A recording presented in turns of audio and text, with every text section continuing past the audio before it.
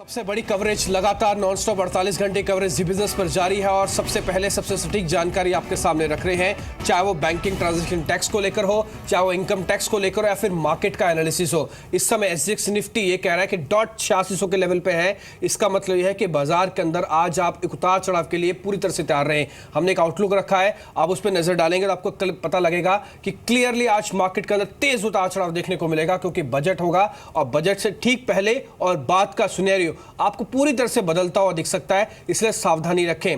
अब आउटलुक के अंदर एक रेंज भी हमने रखी है कि मार्केट के अंदर का तेज उतार चढ़ाव होगा तो आखिरकार रेंज में क्या पहुंच सकता है। आज बाजार की जो रेंज है वो कहीं भी 8400, अगर बाजार को बजट समझ में नहीं आया, थोड़ा सा भी लैकलस्टर हुआ या फिर समझ में कम आता है तो 8400 दिया जाएगा।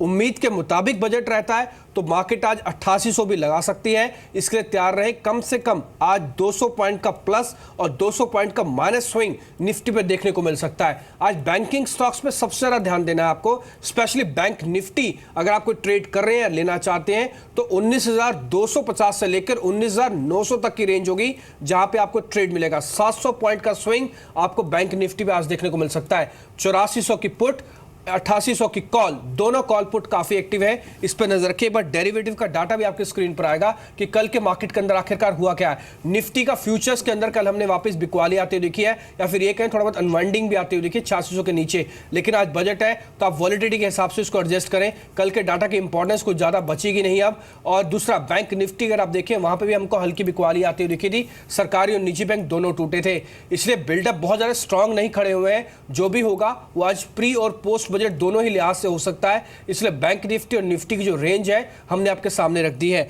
दूसरी इंपॉर्टेंट चीज अब राकेश से ये समझ लेते हैं कि मार्केट में अगर आज ट्रेड करना है तो हमारे लिए लेवल्स और कौन से इंपॉर्टेंट हो सकते हैं।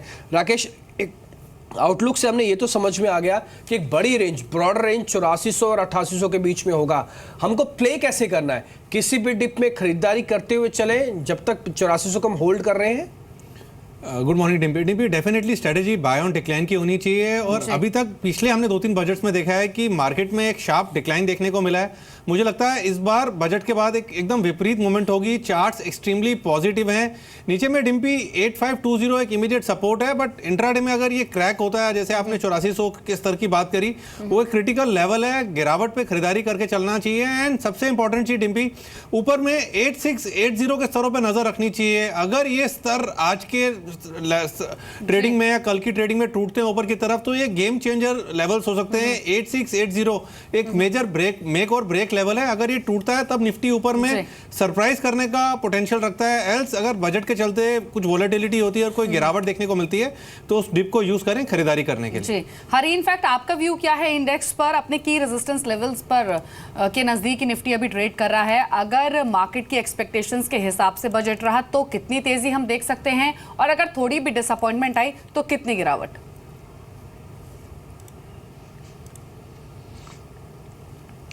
देखिए, मैं भी मानता हूं कि ब्रॉडली यहाँ से ज़्यादा डाउनसाइड्स की कोई उम्मीद नहीं है, बट प्रॉब्ली निफ्टी में 200 पॉइंट्स के डाउनसाइड की उम्मीद हो सकती है। लेकिन आई थिंक अपसाइड में मेरे ख्याल से we could probably get closer to 9000। मेरे ख्याल से जो मार्केट में सबसे बड़ा रिस्क है वो it is not the budget, और मुझे नहीं लगता कि बजट में कोई खास नेगेटिव अनाउंसमेंट्स आएगा। पर फिलहाल जो सबसे बड़ा रिस्क है वो ये है कि आईटी इंडस्ट्री को ट्रम्प से क्या इंपैक्ट पड़ेगा। और कल हमने देखा कि जब वो मिनिमम बेस सैलरीज को डबल किया गया तो काफी हद तक आईटी इंडस्ट्री पे इंपैक्ट आएगा। तो मेरे ख्याल से मार्केट को सबसे बड़ा risk at this point of time budget से नहीं है, लेकिन यूएस से ज्यादा रिस्क दिखाई दे रहा है। ठीक है, बजट से कम यूएस से ज्यादा है तो इंपॉर्टेंट चीज है हरी ने भी बताई है। और कल दिख भी रहा था कि आईटी स्टॉक जब टूट रहे थे तो उसके अंदर हमने देखा कि बाजार को ड्रैग करके लेके आ रहे थे, 8600 को होल्ड करवाने में थोड़े मुश्किल दे रहे थे। इस बीच कुछ एक नंबर्स भी आए थे बाजार बंद होने के बाद, उसमें ओएनजीसी और आईसीआईसीआई बैंक दोनों के नंबर्स आए हैं। आप एक बार नंबर्स आपकी स्क्रीन पर देखेंगे और एक बार टेक्निकल व्यू राय ले लेते हैं कि करना क्या है। आईसीआईसीआई बैंक के अगर आप नंबर देखेंगे तो इनका नेट इंटरेस्ट इनकम जो है वो कम हुआ है और साथ ही मुनाफे में भी कमी आई है। ग्रॉस एनपीए अभी भी 7-7.5% के ऊपर है और नेट एनपीए में भी 4-4.5% की तेजी है। तो नंबर्स देख के लग रहा है कि थोड़े वीक नंबर है। एक बार आईसीआईसीआई बैंक पे अपनी राय दीजिए राकेश, आप ये आपको स्ट्रक्चरली कैसे दिख रहा है? नंबर्स खराब है डिम्पी। स्ट्रक्चरली देखें तो स्ट्रक्चर तो इसका पॉजिटिव है और मुझे लगता है कोई गैप डाउन ओपनिंग होती है तो उसको यूज़ करना चाहिए बाइंग करने के लिए। डिम्पी इसलिए कह रहा हूँ कि एक्सिस बैंक के टेक्निकल स्ट्रक्चर न्यूट्रल था नतीजों से पहले और नतीजों के बाद उसमें एक गैप डाउन ओपनिंग देखने को मिली और वहां से कंटिन्यूसली तेजी बनी हुई है। दूसरी तरफ आईसीआईसीआई बैंक ने 265 के ऊपर एक ब्रेकआउट दिखाया हुआ है। अगर कोई गैप डाउन ओपनिंग होती है तो मुझे लगता है कि बाइंग करके चलना चाहिए। अगर 8-10 रुपए नीचे स्टॉक खुलता है तो एक बाइंग अपॉर्चुनिटी लगता है मुझे आईसीआईसीआई बैंक को खरीद के चले। जी, ओएनजीसी के नंबर्स भी आए थे मार्केट क्लोजिंग के बाद, फटाफट से उस पर भी कमेंट ले लेते हैं। अगर आप Q3 के प्रॉफिट्स देखेंगे तो वहां पर करीब 3-fold इंक्रीज हमने देखा था। कंपनी ने साथ ही ₹2.25 के डिविडेंड की भी घोषणा की है। लेकिन अगर आप इस स्टॉक की परफॉर्मेंस को देखेंगे भी तो कल लंबा से ठीक पहले एक अच्छी वाइब्रेंसी दिखा रहा था और फिर आखिर में अपने हायर लेवल से थोड़ा सा नीचे आकर बंद हुआ है। अर्निंग्स आपकी स्क्रीन पर भी है, आय भी जहां में 18,000 करोड़ से बढ़कर करीब 20,000 करोड़ के आसपास रही है। हरी, आपने देखे होंगे ओएनजीसी के नंबर्स, कैसे लगे हैं आपको और क्या व्यू है आपका पोस्ट अर्निंग्स?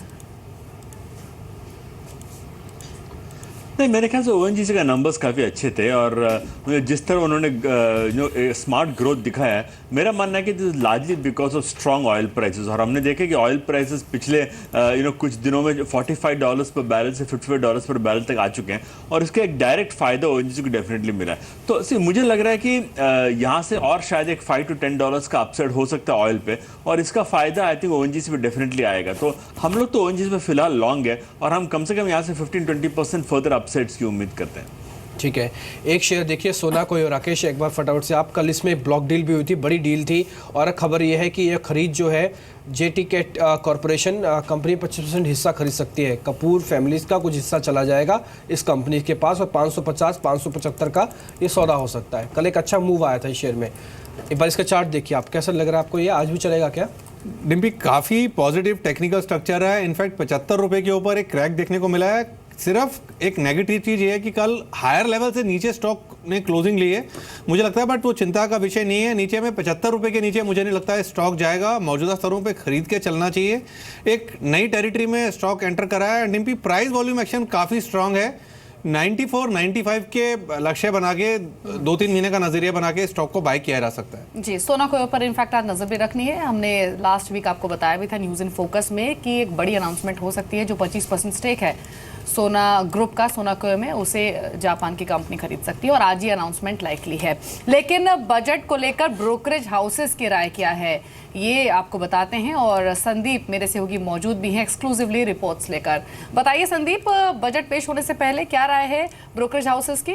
पॉजिटिव साउंड कर रहे हैं ब्रोकर्स और 2 रिपोर्ट्स आई हैं। सबसे पहले सिटी की बात करते हैं। उनका ये कहना है कि रूरल स्पेंडिंग, इसके ऊपर सरकार का बजट में काफी ज्यादा फोकस हो सकता है और इससे जो ग्रामीण सेक्टर्स हैं, खासतौर पे जो ऑटो सेक्टर जिनकी ग्रामीण सेक्टर से ज्यादा आय आती है, उनके लिए बड़ा पॉजिटिव होगा। M&M और हीरो मोटो 2 ऐसे काउंटर है जो कि उनको काफी ज्यादा पसंद है, टॉपिक के तौर पे वो बता रहे हैं। इसके अलावा उनका ये भी कहना है कि डिफेंस के लिए जो एलोकेशन है उसमें बढ़ोतरी देखने को मिल सकती है और खासतौर पे BEL जैसी जो कंपनीज है वो सबसे बड़ी बेनिफिशियरी होंगी इस कदम की। इसके अलावा सिगरेट पर जो एक्साइज ड्यूटी है उसमें एक मामूली बढ़त देखने को मिल सकती है। बाजार अनुमान करके चल रहा है कि 8 से 10% के आसपास की बढ़त होगी और ये दरअसल ITC जैसी कंपनीज के लिए काफी बड़ा पॉजिटिव है, क्योंकि अगर आप 4 साल का ट्रेंड देखें तो 4 साल में सबसे कम एक्साइज ड्यूटी में ग्रोथ होगी, तो वो ITC जैसे स्टॉक्स के लिए काफी बड़ी राहत की बात होगी। एक और टॉकिंग पॉइंट जो बजट में होगा वो दरअसल इंफ्रा होगा। रोड्स पे खर्च बढ़ सकता है और उसका जो फायदा है वो सीधे तौर पे सीमेंट स्पेस की जो कंपनीज है उनमें डिमांड पुश के तौर पे देखने को मिलेगा। अल्ट्राटेक सीमेंट और श्री सीमेंट, ये 2 ऐसे स्टॉक्स है जिसको उन्होंने टॉप पिक के तौर पे यहाँ पे रखा है। तो बजट के लिहाज से ये कुछ शॉपिंग लिस्ट है जो उन्होंने अपनी जारी करी है। डॉइश बैंक की रिपोर्ट भी आई है जिसमें उनका कहना है कि मनरेगा और साथ ही साथ ग्रामीण इंफ्रा, इनके लिए आवंटन बढ़ सकता है। तो ये FMCG और खासतौर पे जो रूरल डोमिनेटेड कंपनीज है उनके लिए काफी बड़ा पॉजिटिव होगा। जो नाम उन्होंने सामने रखे हैं उसमें HUL, M&M finance, Dabur, Coromandel International, Shriram transport जो कि ट्रांसपोर्ट फाइनेंसिंग में है, ITC, Emami, Bajaj Corp, M&M, Hero Moto, ये ऑटो स्पेस के 2 स्टॉक्स हैं जहां पे उनको लगता है कि जो स्पेंडिंग बढ़ेगी सरकार की, इसके सबसे बड़े बेनिफिशियरीज ये दोनों स्टॉक्स ही देखने को मिलेंगे।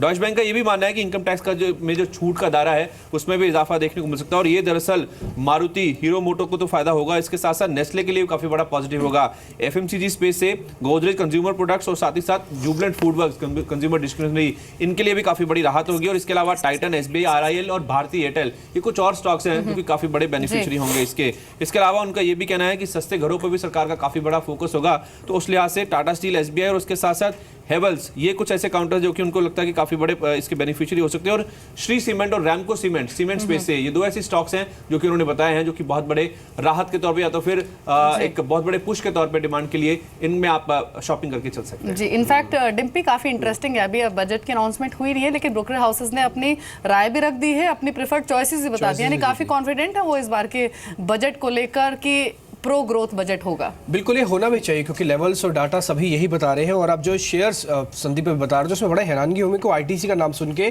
क्योंकि वो कह रहे थे कि इस बार की एक्साइज ड्यूटी अगर बढ़ोतरी होती है वो 4 साल में सबसे कम होगी। तो ये भी एक फायदे का ही सौदा होता है कि ड्यूटी बढ़े जरूर, लेकिन आपकी उम्मीद से कम बढ़े तो भी फायदा हो सकता है। चलिए ट्रेडिंग पिक्स जान लेते हैं, क्योंकि मार्केट पे आपको ब्रोकरेज हाउसेस का व्यू तो मिल गया, ये एक्सक्लूसिव व्यू था जो कि बजट को लेकर 2 रिपोर्ट्स आई, दोनों की उन्होंने रखी। लेकिन पूजा से हम जानते हैं ट्रेडिंग पिक्स कौन सी हैं, बताएं पूजा। ट्रेडिंग के लिहाज से आज ज़्यादातर कॉल्स में बाई की राय आ रही है। 10 में से 9 कॉल्स में जानकार खरीदारी करने की राय दे रहे हैं। इन्वेस्टर पॉइंट्स व्यू ने ज़्यादातर मिड कैप और स्मॉल कैप स्टॉक्स में खरीदारी करने की राय दी है। महिंद्रा हॉलीडेज़ में ये बुलिश है और इनका मानना है कि 432 के लेवल्स देखने को मिल सकते हैं स्टॉक में। फिनोलेक्स इंडस्ट्री में इन्होंने बाई कॉल दिया है 510 के टारगेट के लिए और 487 का स्टॉप लॉस।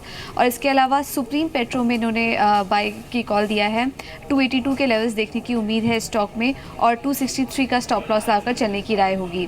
बोनांजा पोर्टफोलियो ने इन्फोसिस पे सेल कॉल दिया है और इनका मानना है कि आज कमजोरी देखने की उम्मीद है स्टॉक में। 905 के लेवल्स देखने को मिल सकते हैं, 945 का स्टॉप लॉस लगाकर चलने की राय होगी। अब मानस जायसवाल के पिक्स ले लेते हैं। इन्होंने IFCI में खरीदारी करने की राय दी है। कल भी हमने देखा था कि अच्छा अपमूव था इस स्टॉक में और आज भी 33 के लेवल्स देखने को मिल सकते हैं, 29.9 का स्टॉप लॉस लगाकर चलने की राय होगी। और इंडसइंड बैंक में भी इन्होंने खरीदारी करने की राय दी है 1285 के टारगेट के लिए और 1235 का स्टॉप लॉस लगाकर चलने की राय।